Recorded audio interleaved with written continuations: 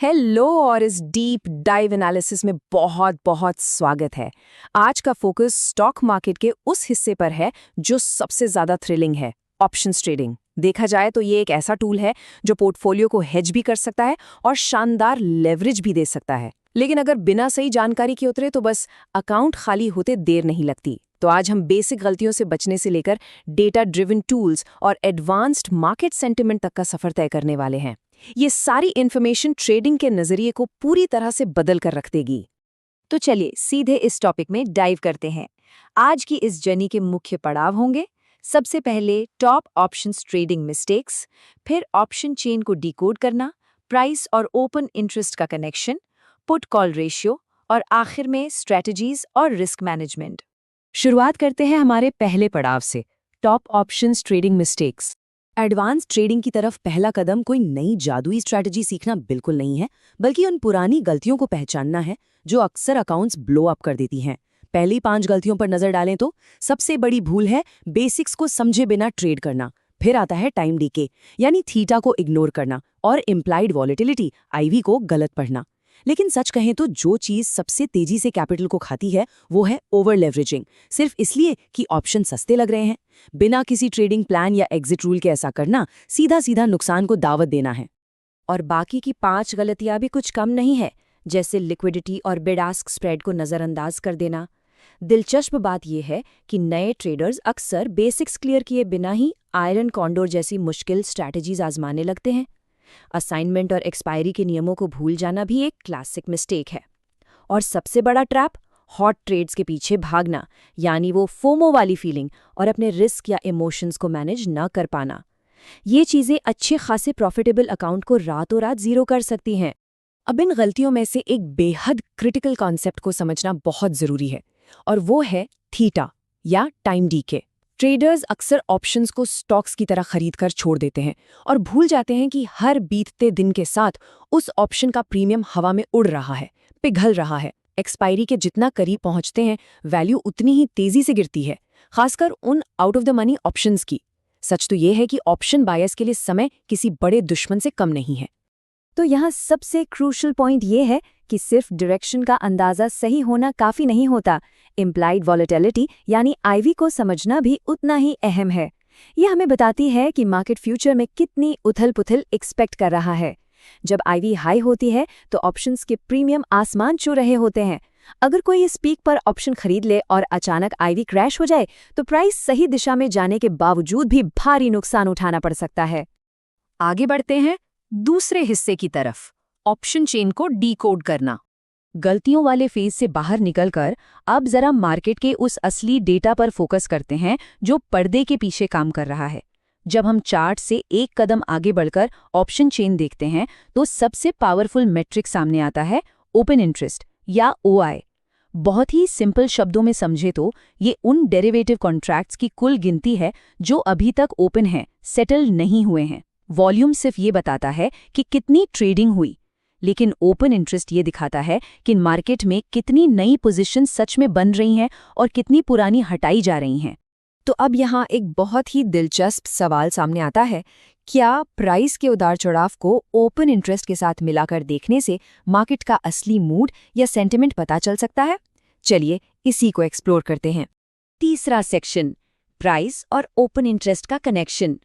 और ये मैट्रिक्स बड़ी ही खूबसूरती से इलस्ट्रेट करता है कि प्राइस और ओआई मिलकर कैसे काम करते हैं।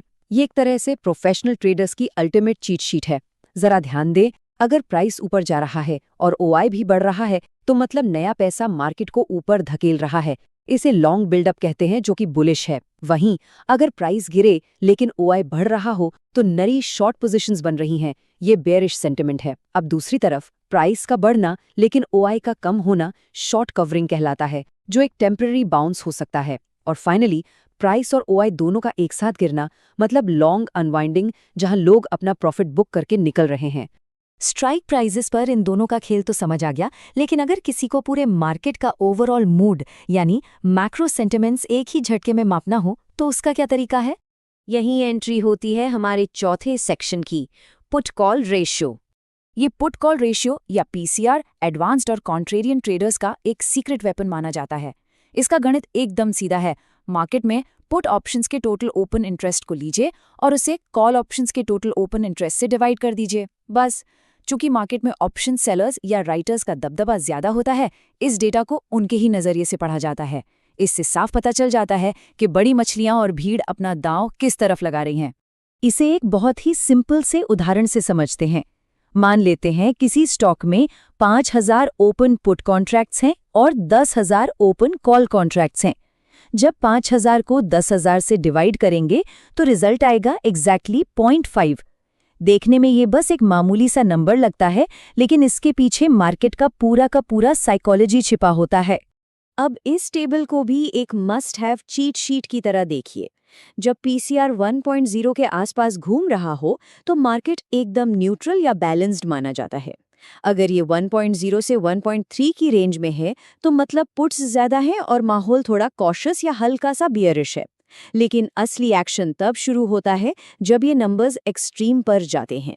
पीसीआर अगर 1.3 क्रॉस कर जाए तो ये एक भारी ओवरसोल्ड मार्केट का सिग्नल है, और अगर यही नंबर 0.7 के नीचे स्लिप हो जाए तो समझ जाइए मार्केट ओवरबॉट जोन में है। अब जो बात वाकई दिलचस्प है वो ये कि पीसीआर अक्सर एक कॉन्ट्रेरियन इंडिकेटर का काम करता है। जब पीसीआर 0.3 के ऊपर जाता है तो ऐसा लगता है कि सब कुछ बियरिश है, लेकिन यहीं पर एक बड़ा मौका छिपा होता है, क्योंकि मार्केट बहुत ज्यादा ओवरसोल्ड हो चुका होता है और एक अपसाइड रिवर्सल कभी भी आ सकता है। इसके बिल्कुल उलट, जब पीसीआर 0.7 से नीचे हो तो हर तरफ हरियाली और बुलिशनेस दिखती है, लेकिन असल में ये एक अलार्म है कि मार्केट ओवरबॉट हो गया है और एक तेज करेक्शन या डाउनसाइड रिवर्सल आ सकता है। भीड़ से उल्टा सोचना ही यहाँ गेम चेंजर साबित होता है। और अब पहुंचते हैं हमारे आखिरी सेक्शन पर, स्ट्रैटेजीज और रिस्क मैनेजमेंट। चलिए अब देखते हैं कि ये सारी बातें मिलकर काम कैसे करती हैं। ऑप्शन सेलर्स मार्केट की डेली रेंज डिसाइड करने के लिए इन्हीं स्टेप्स को फॉलो करते हैं। सबसे पहले वो कॉल स्ट्राइक ढूंढी जाती है जहां ओपन इंटरेस्ट सबसे ज्यादा हो। ये एक बहुत ही मजबूत रेजिस्टेंस या छत का काम करती है। इसके बाद सबसे ज्यादा ओआई वाली पुट स्ट्राइक देखी जाती है, जो एक सॉलिड सपोर्ट या फर्श बन जाती है। इन्हीं दोनों के बीच निफ्टी 50 जैसे इंडेक्स का दायरा तय होता है, और जो स्मार्ट ट्रेडर्स होते हैं वो लगातार इंट्राडे में होने वाले ओआई शिफ्ट्स पर नजर रखते हैं। इस पूरी चर्चा को समेटते हुए एक बड़ा और चुभने वाला सवाल छोड़ना जरूरी है। क्या ट्रेडर्स ने वाकई रिस्क के मैकेनिज्म को मास्टर कर लिया है, या मार्केट अभी भी उनके इमोशंस को नचा रहा है? देखिए, डेटा, पीसीआर और ओपन इंटरेस्ट जैसे एडवांस्ड टूल्स कितने भी शानदार क्यों ना हो, सख्त रिस्क मैनेजमेंट और पोजीशन साइजिंग के बिना इनकी कोई वैल्यू नहीं है। अगर किसी हाई पीसीआर रिवर्सल के लालच में आकर आज भी फैसले डर और लालच के बेस पे लिए जा रहे हैं तो सिर्फ टूल्स काम नहीं आएंगे। नॉलेज होना अच्छी बात है, लेकिन अनुशासन ही इस मार्केट में टिके रहने की असली चाबी है। तो क्या ट्रेडिंग प्लान्स इस लेवल के डिसिप्लिन के लिए तैयार हैं?